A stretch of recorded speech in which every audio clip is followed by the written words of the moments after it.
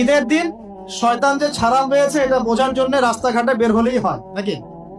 মেয়েদের চলাফেরা দেখলে বোঝা যায়, আর ওই যে হোটেলে হোটেলে গান বাজে এগুলো দেখলে বোঝা যায় শয়তান ছাড়া পেয়েছে। আজকে বুঝলাম রমজান মাস আসলে মাশাআল্লাহ শিকল দিয়ে শয়তানকে বেঁধে রাখা হয়। রমজান মাস আসলে মাশাআল্লাহ আমরা অনেকেই পাক্কা মুসল্লি হয়ে যাই, দান সদকা করি, যাকাত দেই, তারাবি পড়ি, তাহাজ্জুদ পড়ি, অনেক কিছুই করি। কিন্তু ঈদের দিন আসলেই মাশাআল্লাহ আমরা আবার আগের জায়গায় ফিরে যাই। ঈদের দিন শয়তান যে ছাড়া পেয়েছে এটা বোঝার জন্য রাস্তাঘাটে বের হলেই হয় নাকি? মেয়েদের চলাফেরা দেখলে বোঝা যায়, আর ওই যে হোটেলে হোটেলে গান বাজে এগুলো দেখলে বোঝা যায় শয়তান ছাড়া পেয়েছে। আজকে বুঝলাম।